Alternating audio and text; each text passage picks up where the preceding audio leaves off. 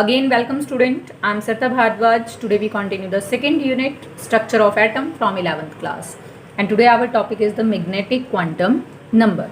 In the last video student मैंने आपको quantum number start करवाया था और हम दो quantum number के बारे में पढ़ चुके हैं. One is the principal quantum number n and second is the azimuthal quantum number l. और स्टूडेंट अगर हम लास्ट वीडियो को ही कंटिन्यू करें तो जो n है it tells us about the average distance of electron from the nucleus. Secondly ये हमें किसके बारे में बताता है, the energy associated with them. Secondly azimuthal quantum number को हम एंगुलर क्वांटम नंबर भी बोलते हैं या ऑर्बिटल मोमेंटम क्वांटम नंबर भी बोलते हैं because it tells us about the angular momentum of electron. Secondly ये हमें किसके बारे में बताता है, relative energies of various subshells के बारे में. नाउ स्टूडेंट हम टॉपिक को कंटिन्यू करते हुए थर्ड क्वांटम नंबर के बारे में डिस्कस करेंगे, मैग्नेटिक क्वांटम नंबर. अब स्टूडेंट अगर मैं एक जनरल बात कहूँ तो मैंने कहा कोई भी चार्ज पार्टिकल मूविंग है तो मूविंग चार्ज पार्टिकल का मतलब क्या है, there is the electric charge. E means electric charge. और जहाँ भी इलेक्ट्रिक चार्ज होता है वो ऑटोमेटिकली किससे एसोसिएट कर जाता है, मैग्नेटिक फील्ड से. तो अगर मैं आपको कहूँ कि when the electron revolving around the nucleus तो वो क्या है, एक मूविंग चार्ज है जिसकी वजह से क्या जनरेट होगा वहाँ पर, इलेक्ट्रिक चार्ज या फिर इलेक्ट्रिक फील्ड. और वो किससे एसोसिएट करेगा, मैग्नेटिक फील्ड से. या फिर हम डायरेक्टली क्या बोल सकते हैं, the revolving electron possesses angular momentum and it will give rise to a very small magnetic field. अब जो उसका वो मैग्नेटिक फील्ड यहाँ पर हो जाता है, मीन्स जो रिवॉल्विंग इलेक्ट्रॉन के पास मैग्नेटिक फील्ड है तो इलेक्ट्रॉन का वो मैग्नेटिक फील्ड किसके साथ इंटरेक्ट करेगा, with the external magnetic field of earth. या हम ये भी बोल सकते हैं कि under the influence of the external magnetic field the electron in a given subshell orient themselves in a certain preferred region of the space around the nucleus. और जो ये पर्टिकुलर ओरिएंटेशंस होती हैं उन्हीं का नाम हम क्या देते हैं, ऑर्बिटल्स. तो जो m है मैग्नेटिक क्वांटम नंबर है, it tells us about the orientations of the electron around the nucleus under the influence of the external magnetic field of the earth. अब स्टूडेंट हम इनडायरेक्टली आपको क्या बोल सकते हैं कि जो मैग्नेटिक क्वांटम नंबर है वो हमें किसके बारे में बताता है, ओरिएंटेशन के बारे में बताता है. और जो ये डिफरेंट ओरिएंटेशंस होती हैं इनका ही नाम क्या है, ऑर्बिटल. तो मैं ये बोल सकती हूँ कि जो हमारे पास मैग्नेटिक क्वांटम नंबर है it gives the number of orbitals in a particular subshell. अब आपको ध्यान है स्टूडेंट, फर्स्ट हमारे पास जो पार्ट है वो किसका है, शेल का. शेल फर्दर हमारे पास किस में डिवाइड होते हैं, सब शेल. और सब शेल का फर्दर हिस्सा हमने किसको बताया, ऑर्बिटल्स को. सेकेंडली स्टूडेंट जो वैल्यू अगर हम m की निकालें तो m की वैल्यू डिपेंड करती है वैल्यू ऑफ l पर, मींस एजीमुथल क्वांटम नंबर पर. For a given value of l जो m होगा, m can have values -l टू +l including 0. Means particular l की वैल्यू के लिए m की वैल्यूज अगर हम फाइंड आउट करें तो वो कहाँ से कहाँ तक होगी, -l से +l इंक्लूडिंग 0. अब स्टूडेंट जो हमने यहाँ पर किया कि ये नंबर ऑफ ऑर्बिटल्स के बारे में बताता है तो इसी पॉइंट को अगर मैं प्रूव करूँ और मैंने यहाँ पर कंसीडर किया कि हमारे पास l की वैल्यू है 0 तो यहाँ हमने लिया l की वैल्यू 0 तो m की पॉसिबल वैल्यूज़ क्या होंगी, -0 0 और साथ में क्या हो जाएगा, +0. 0 के आगे प्लस माइनस लगाने का कोई वैल्यू ही नहीं है, कोई मतलब ही नहीं है हमारे पास.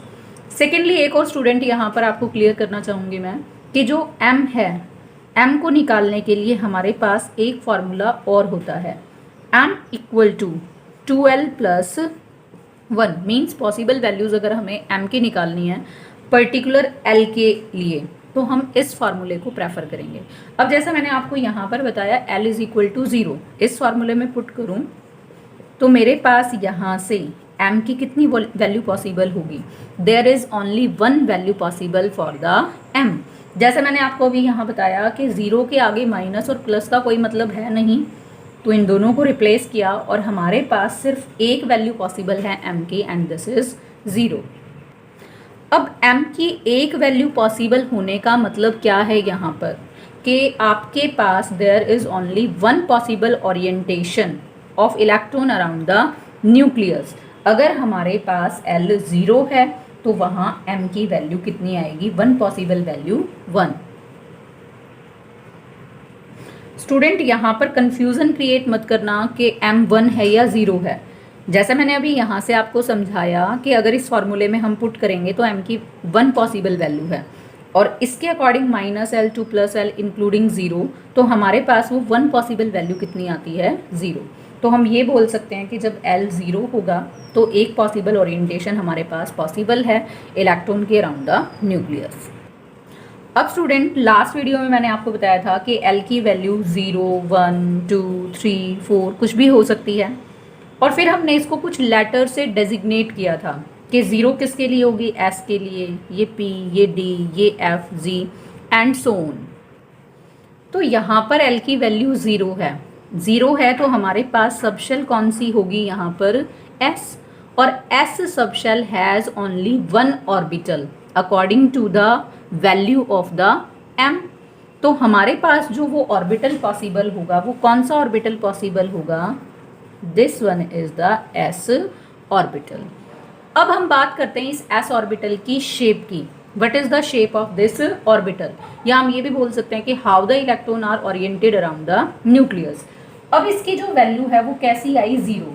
0 के आगे ना प्लस लग सकता है ना माइनस लग सकता है, वो तो 0 ही रहेगा। इसका मतलब क्या है, ना तो इलेक्ट्रॉन डेंसिटी कहीं पर कम है ना कहीं पर ज़्यादा है, वो कैसी है, सिमेट्रिकल है और यूनिफॉर्म है। और इस यूनिवर्स के अंदर सबसे ज़्यादा जो सिमेट्रिकल शेप मानी जाती है वो किसको हम कंसीडर करते हैं, स्फेरिकल शेप को। तो इसका मतलब जो S ऑर्बिटल्स हैं उन सब के लिए अगर हम शेप डिसाइड करें तो वो क्या होगी, स्फेरिकली सिमेट्रिकल। मीन्स ये हमारे पास न्यूक्लियस है and electron revolving around the nucleus in that spherical shape. तो स्टूडेंट ये तो कंप्लीट इन्फॉर्मेशन है हमारे पास जब L की वैल्यू को हम क्या कंसीडर करते हैं, 0। अगर मैं इस सारी इन्फॉर्मेशन को जो मैंने यहाँ पर लिखी इसको एक टैबुलर फॉर्म में लेकर आऊँ तो टैबुलर फॉर्म में हम किस प्रकार से दिखाएंगे इसको। तो स्टूडेंट टैबुलर फॉर्म में हमने लिया first column value of n, second में value of L, value of M, फिर हमने सबशेल का कॉलम लिया नंबर ऑफ ऑर्बिटल और लास्ट में हमने किसको लिया, शेप ऑफ ऑर्बिटल। अब L की वैल्यू हमारे पास क्या है, 0। L की वैल्यू हम कैसे निकालते हैं, n-1 करके। मीन्स यहाँ पर n की वैल्यू क्या होगी, 1, क्योंकि 1 - 1 करेंगे तभी हमारे पास वैल्यू कैसी आएगी, 0। वैल्यू ऑफ M जो हमारे पास पॉसिबल है वो एक ही है और वो कौन सी है, 0। यहाँ से सबशेल हम कैसे डेजिग्नेट करते हैं, सबसे पहले तो हम क्या लेकर चलते हैं, n को, उसके बाद L की वैल्यू को देखते हैं। L की वैल्यू 0 किसके लिए होती है, S के लिए। तो मेरे पास यहाँ पर सबशेल कौन सा हो गया, 1s। 1s में नंबर ऑफ ऑर्बिटल्स हमारे पास कितने पॉसिबल हैं, 1। वो हमें कहाँ से पता चला, वैल्यू ऑफ M हमारे पास 1 है। इसका मतलब यहाँ पर एक ही ओरिएंटेशन या एक ही ऑर्बिटल पॉसिबल है और इसीलिए हमने यहाँ पर लिखा 1। अब जो हमारे पास M की वैल्यू है उसमें माइनस और प्लस कोई साइन नहीं है। मीन्स उसका में जो इलेक्ट्रॉन का डिस्ट्रीब्यूशन है या orientation of electron around nucleus है वो कैसी है, सिमेट्रिकल है, यूनिफॉर्म है। तो हमने इसकी शेप को यहाँ पर कैसा इंडिकेट किया, स्फेरिकल शेप। और स्फेरिकल शेप को हम किस फॉर्म में शो कर सकते हैं, इस तरीके से। अगर हम इस टेबल को कंटिन्यू करें स्टूडेंट और मैं यहाँ पर L की वैल्यू क्या लेकर चलूँ, 1, तो N की वैल्यू क्या होगी, 2। अकॉर्डिंग टू फार्मूला 2 - 1 करूँगी तभी वैल्यू 1 आएगी। तो N हमारे पास क्या है, 2। Possible values for the M, तो हमने बताया था कि M के लिए क्या है, -L से +L इंक्लूडिंग 0। तो -1, 0 अप टू द +1। अब स्टूडेंट यहाँ पर एक करेक्शन अगर मैं करूँ तो अगर आपको ध्यान हो तो L की वैल्यू निकालने के लिए हमारे पास फॉर्मूला था n-1, लेकिन it can have positive integer values that ranging from 0 to n-1। तो यहाँ पर एक वैल्यू तो हमारे पास आई क्या, 0, और दूसरी वैल्यू हमारे पास क्या आएगी, 1। तो 0 के लिए हमारे पास M की वैल्यू एक ही पॉसिबल होगी और वो वैल्यू हमारे पास क्या होगी, 0 ही।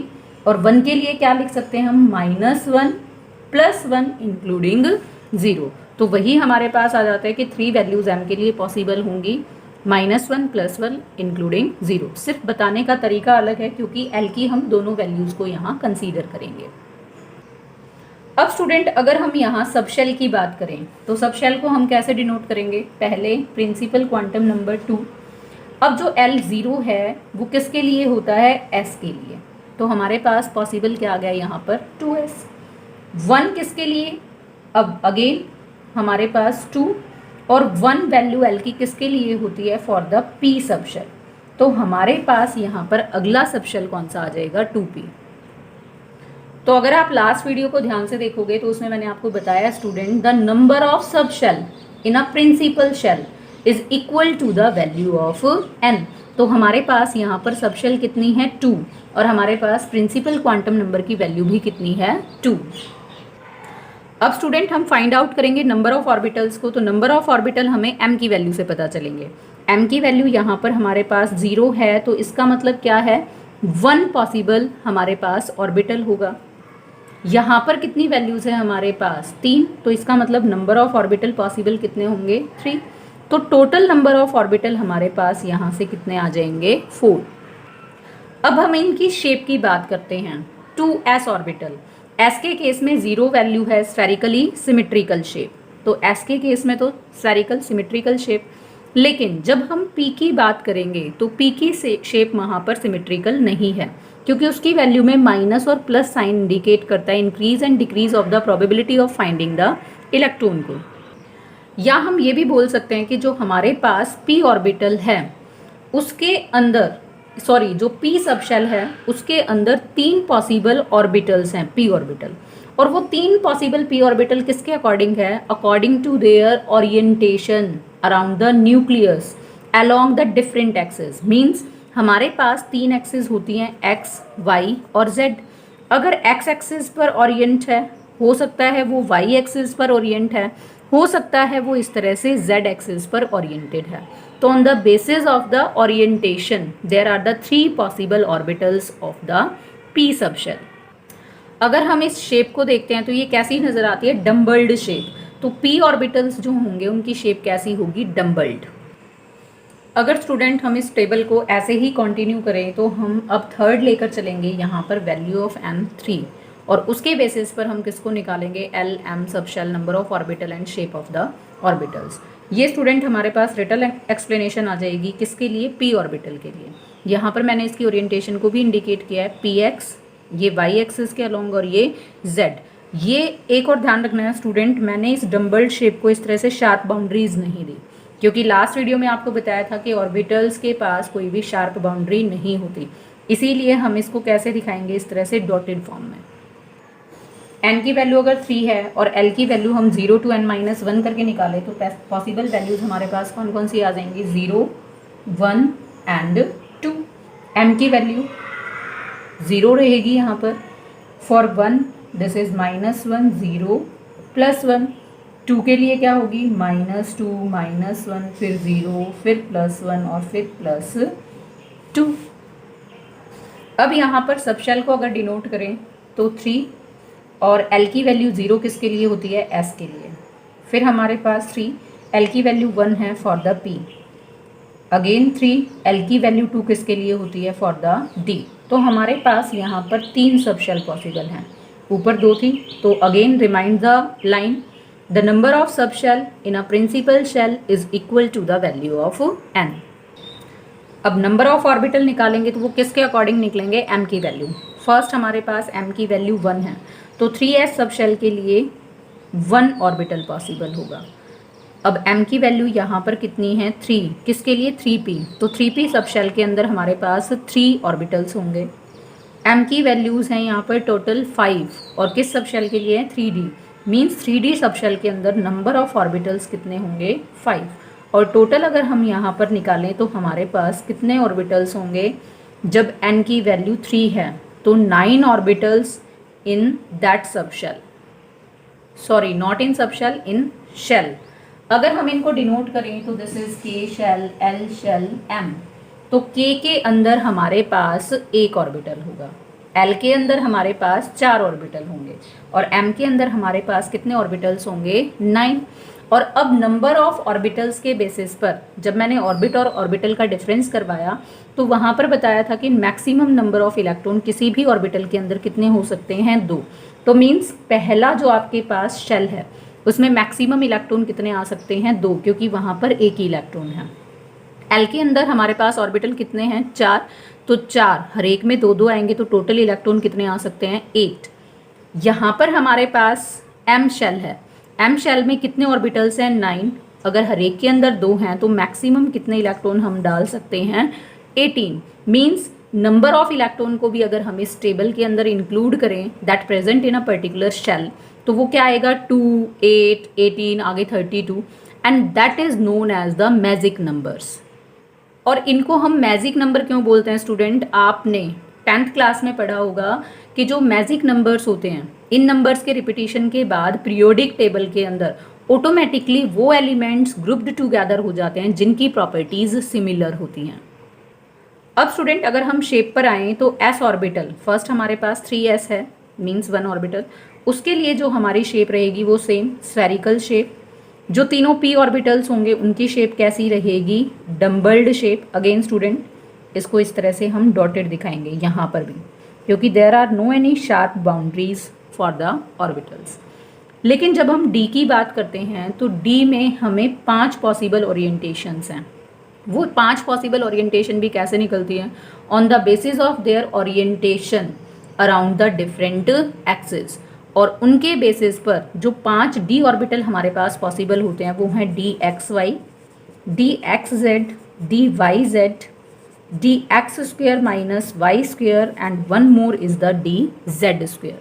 अब ये आपको इंडिकेट करते हैं कि how the electron cloud oriented along the different axis. अब स्टूडेंट यहाँ पर एक साथ 2 एक्सिस को इंक्लूड किया गया है, तो जब एक एक्सिस थी तो डम्बल्ड शेप थी, 2 एक्सिस के अलोंग होगा तो वो कैसा आ जाएगा डबल डम्बल्ड शेप। मीन्स अगर आपसे कोई पूछता है कि डी ऑर्बिटल की कैसी शेप है तो उसकी शेप हम कैसी बताएंगे डबल डम्बल्ड। अब स्टूडेंट फर्स्ट अगर हम डी एक्स वाई लेकर चलते हैं तो मैंने एक एक्स एक्सिस मानी और एक हमने कहाँ ली वाई एक्सिस। एक हमने इस तरह से ओरिएंटेशन लिया डम्बल्ड और दूसरा हमने इस तरह से। लेकिन ये तब होता अगर हम एक्सिस का स्क्वायर करते, लेकिन अब यहाँ पर आपके पास ये है d x square minus y square, तो हमने 2 एक्सिस के अलोंग इसको ओरिएंट किया तो ये हमारे पास शेप है d x square minus y square. लेकिन अगर मैं डी एक्स वाई की बनाऊँ तो हम एक्सिस के अलोंग ना करके इन बिटवीन एक्सिस ओरिएंट करेंगे किसको ऑर्बिटल को। This one is the x axis और इसको हमने कंसीडर किया y, again x and y. अगर मैं अब आपको कहूँ कि एक्स जेड की शेप आप प्लॉट करो तो सिर्फ हमें क्या करना पड़ेगा एक्सिस को चेंज, एक्स है ये जेड है और हमारे पास ऑर्बिटल एज इट इज़ रहेंगे। ऐसे ही अगर हम डी वाई जेड को बनाएं स्टूडेंट तो इसमें सिर्फ एक्सिस को चेंज किया, ऑर्बिटल एज इट इज़ रहेंगे। तो ये डबल डम्बल्ड को हमने यहाँ पर ओरिएंट किया। अगर हम इन चारों शेप को देखते हैं तो ये कैसी नज़र आती है हमें clover leaf like shapes. Clover क्या होता है लौंग, ये आपके किचन में मिल जाएगा स्टूडेंट, मम्मा से मांगना आप लौंग दे दो तो वो आपको लौंग देंगे और जब आप उसको ध्यान से देखोगे तो इस तरह से उसकी एक स्टॉक होती है और उस पर इस तरह से 4 लीफ लाइक स्ट्रक्चर्स होते हैं। तो it gives the appearance just like the clover leaf, इसीलिए इसको हम क्लोवर लीफ लाइक शेप भी बोलते हैं। अब नेक्स्ट है हमारे पास last student that is d z square. अब ये मैंने यहाँ पर जेड एक्सिस को कंसीडर किया, या चलो नीचे ही ले लेते हैं, इस तरह से मैंने जेड एक्सिस को कंसीडर किया। अब इसके अलोंग हम इसको इस तरह से ओरिएंट करेंगे। अब स्टूडेंट इसमें इस तरह से एक रिंग लाइक स्ट्रक्चर और मिलता है, ये हम बाद में डिस्कस करेंगे कि जो इस तरह का रिंग लाइक स्ट्रक्चर है ये क्या होता है। हर एक ऑर्बिटल के बीच में मैंने यहाँ पर डॉट शो की है, दैट इंडिकेट्स द न्यूक्लियस, जहाँ पर probability of finding the electron कैसी होती है 0, जिसको हम नाम क्या देते हैं नोड वगैरह या नोडल प्लेन्स, वो हम नेक्स्ट लेक्चर के अंदर डिस्कस करेंगे स्टूडेंट। अगर स्टूडेंट हम इसी टेबल को अपने को कंटिन्यू करें तो नेक्स्ट हमारे पास क्या आ जाएगी n की वैल्यू 4 के लिए। तो स्टूडेंट हमारे पास अगर n 4 हैं तो पॉसिबल वैल्यूज l के लिए 0, 1, 2 एंड 3। अगर हम यहाँ से m की वैल्यू निकालें तो ये 0, यहाँ -1 0 +1, -2 से +2, -3 से +3। सबशेल निकालेंगे तो 4 और 0 जो l की वैल्यू होती है वो किसके लिए, s के लिए। 4 सेम रहेगा, l की value 1 for p, 4 again same, and value value 2 जो l की होती है वो किसके लिए आती है, d के लिए, d सबशेल के लिए।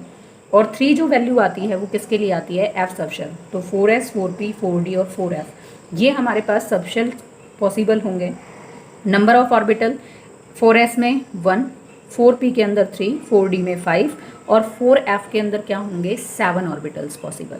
अब हम शेप की बात करेंगे तो 4s वही स्फेरिकली शेप, p की डम्बल्ड शेप, d डबल डम्बल्ड शेप होगा। और जो हमारे पास 4f ऑर्बिटल की शेप आती है वो कैसे आता है, डिफ्यूज्ड शेप बोलते हैं इसकी, क्योंकि जो इसकी ओरिएंटेशन है वो काफ़ी कॉम्प्लिकेटेड हो जाती है और उसको डिफ्यूज्ड शेप की फॉर्म में हम उसको एक्सप्लेन कर पाते हैं। एक और स्टूडेंट, लास्ट में जो मैंने आपको डी ऑर्बिटल की 5 शेप्स बताई उनमें से जो 4 थी, कौन कौन सी, d x y, d x z, d y z और d x square minus y square, इन चारों को मैंने नाम दिया क्लोवर लीफ लाइक। लेकिन जो ये 5वीं है, कौन से वाली, डी जेड स्क्वेयर, इसकी कैसी होती है, डफ नट शेप। तो कॉम्पिटेटिवली काफ़ी इंपॉर्टेंट है, इसीलिए यहाँ पर डी जेड स्क्वेयर थोड़ा सा अलग शेप में आता है, डफ नट शेप। वैसे अगर ओवरऑल पूछा जाए कि डी ऑर्बिटल की शेप कैसी है तो आप एक ही आंसर करोगे।